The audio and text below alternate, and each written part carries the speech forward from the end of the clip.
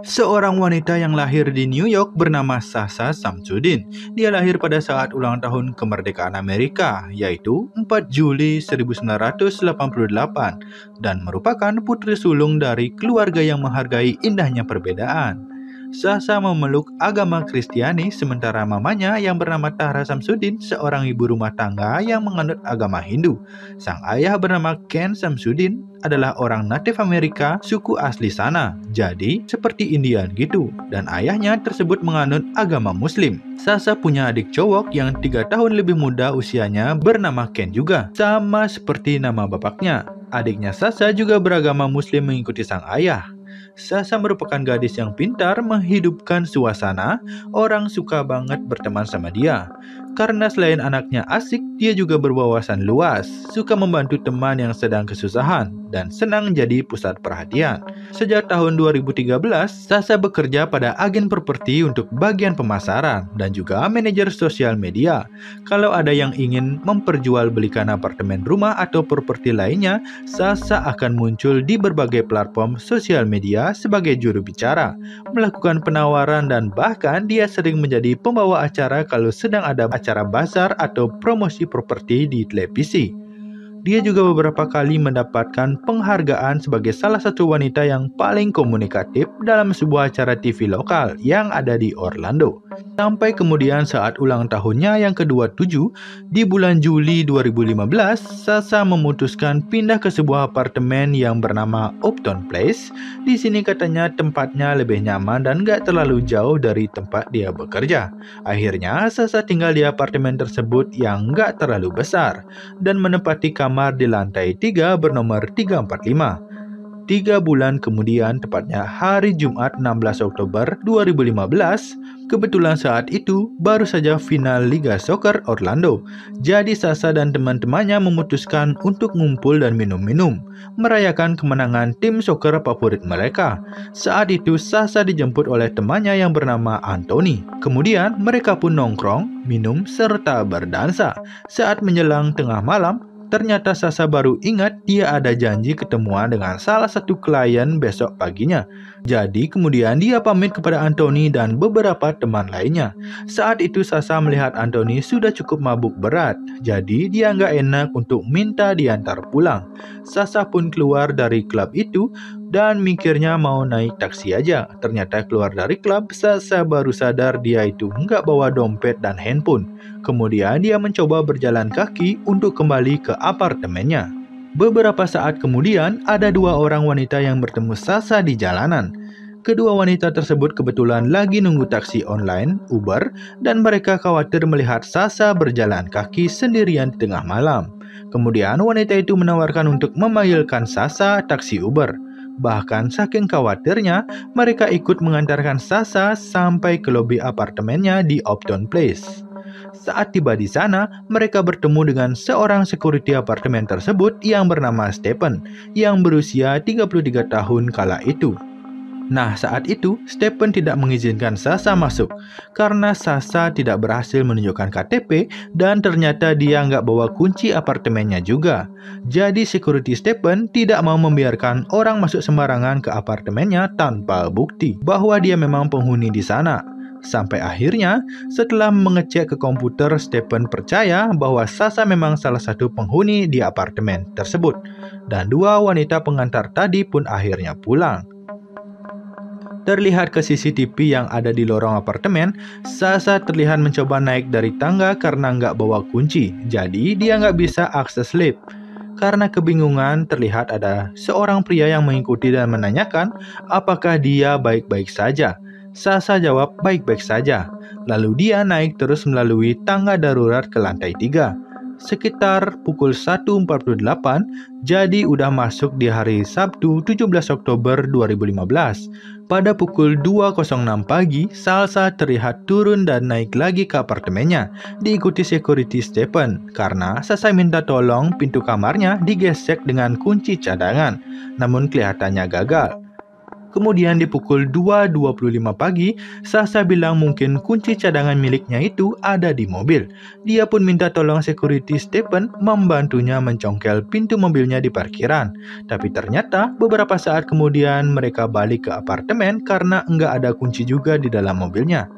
Ternyata pintu kamarnya Sasa bisa dibuka dengan menggunakan kode-kode yang tombolnya ada di dekat panel listrik.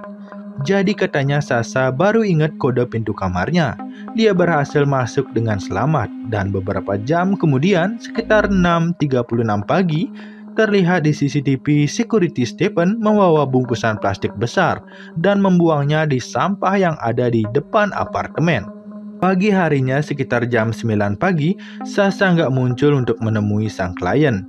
Dia juga harusnya punya janji sarapan bareng dengan Anthony yang semalam ngejemput dia di pesta, tapi Sasa tidak ada kabar. Sasa terkenal sebagai orang yang aktif dalam bersosial media, karena itu juga bagian dari pekerjaannya. Namun katanya di hari itu Sasa nggak posting apa-apa di semua akun sosial medianya. Di telepon nggak diangkat, di SMS juga nggak dibalas. Ditunggu sampai sore, ternyata Sasa belum juga menunjukkan diri dimanapun. Akhirnya Anthony menelpon 911 sampai kemudian pada 8 malam, polisi mencoba mengecek apartemen Upton Place karena kebetulan yang berjaga adalah security yang lain. Akhirnya polisi diizinkan masuk ke kamar Sasa yang masih terkunci. Dibukakan pintu oleh security dan melihat kamar Sasa tidak berantakan, namun sangat hening dan gelap. Lalu polisi masuk ke kamar tidurnya dan melihat ada rambut dan tangan terjulur yang tertutup selimut di atas kasur. Sasa telah diperkosa dan dicekik sampai meninggal dunia. Kemungkinan Sasa dicekik dengan menggunakan kalungnya sendiri sampai kehabisan nafas. Kalung itu masih tersangkut di rambutnya, kemudian mulutnya dimasukkan kaos kaki, dan wajahnya dibekap dengan bantal sekuat tenaga, sampai dia benar-benar kehabisan nafas. Celana dalam dan bra milik Sasa juga terlihat sobek. Tidak ada bekas cairan pria di sana. Namun polisi menemukan pembungkus kondom di kamar mandinya. Parahnya lagi, di kemaluan Sasa ditemukan sebuah jarum dan puntung rokok. Di kamar mandi Sasa juga tercium aroma bleaching atau pembersih kamar mandi yang sangat menyengat. Bahkan rak penyimpanan alat pembersihnya terbuka lebar.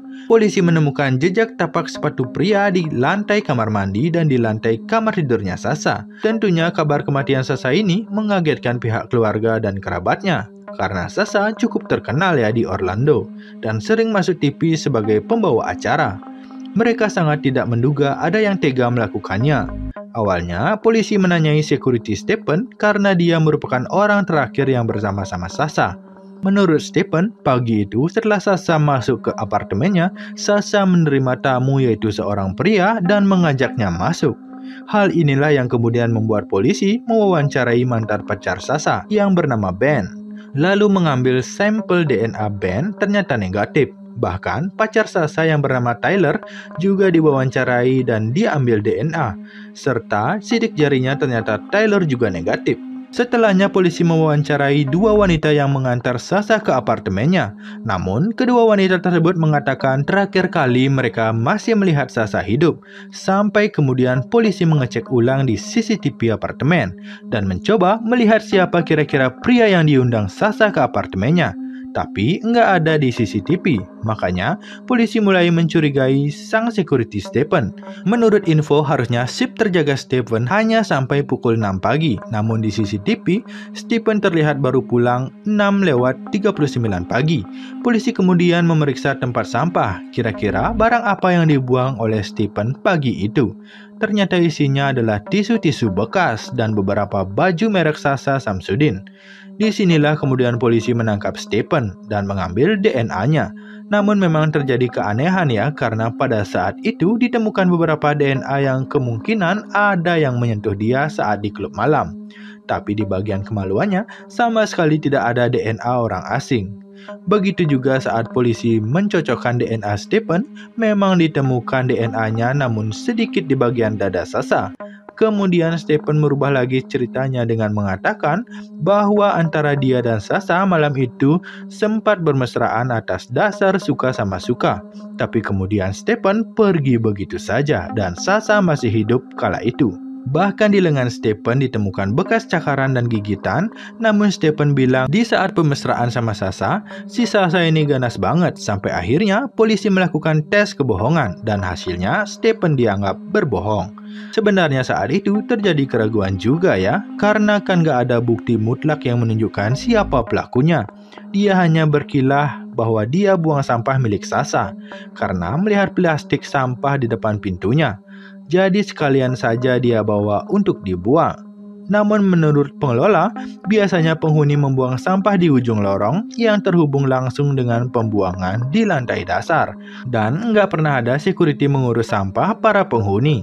Jadi polisi meragukan keterangan Stephen. Sampai kemudian rumah Stephen pun digeledah dan menemukan sepatu yang setelah dicocokkan bagian tapaknya itu sesuai dengan jejak yang ada di apartemen Sasha.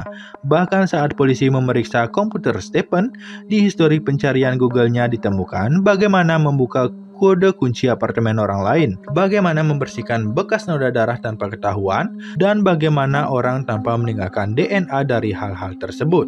Akhirnya, polisi berhasil menyeret Stephen ke meja hijau.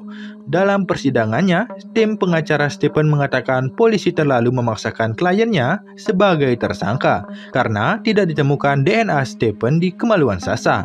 Selain itu, di tubuh Sasha juga banyak DNA orang lain. Bisa saja pelakunya masih ada di luar sana berkeliaran. Bahkan mereka mengatakan jejak sepatu di apartemen Sasha berukuran 9, sementara yang ditemukan di rumah Stephen berukuran 10. Namun jaksa mengatakan jejak sepatu ini terlihat lebih kecil karena Stephen kemungkinan sengaja jinjit saat berjalan di kamar Sasha. Selain itu, saat pertama ditanyai polisi, tahu nggak kamu penyebab meninggalnya Sasha? Nah, Stephen menjawab, mungkin diracun. Jawabannya salah, harusnya dicekek.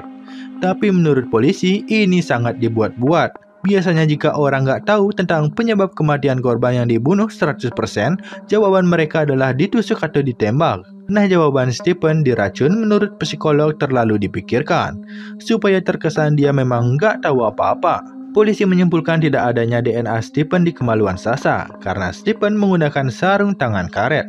Sarung tangan ini ditemukan di rumah Stephen dan ternyata dari hasil penyelidikannya juga ketahuan bahwa Stephen mencuri uang dan kartu kredit milik Sasha. Hal ini disampaikan oleh istrinya Stephen yang mengatakan ada kartu kredit dengan nama Sasha di rumahnya. Stephen dan pengacaranya no comment mengenai hal tersebut. Yang pasti di pengadilan Stephen tetap menyatakan bahwa dia bukan pelakunya. Sampai kemudian pada November 2017, saat berusia 35 tahun, juri dan hakim memutuskan bahwa Stephen bersalah atas pembunuhan terhadap Sasha Samsudin. Dia dijatuhi tuntutan kejahatan tingkat 1 dan dipenjara seumur hidup, tanpa boleh keluar dengan jaminan. Ditambah hukuman penjara 15 tahun atas kasus pelecehan seksual, dan ditambah 3 tahun atas kasus pencurian barang milik Sasha.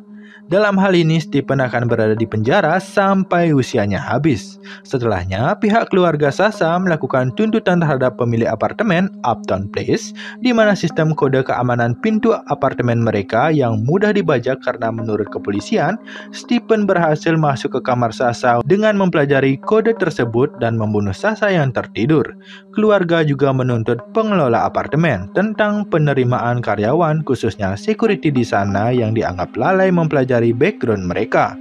Namun, tuntutan ini semua berakhir damai dengan perjanjian bahwa pihak pengelola apartemen akan memperbaiki semua sistem supaya tidak ada korban lainnya. Bagaimana menurut kamu? Tulis pendapat kamu di kolom komentar ya. Jangan lupa klik like dan subscribe channel ini agar kedepannya tidak ketinggalan video-video terbaru dari channel ini. Ketemu lagi di video selanjutnya ya guys. Bye.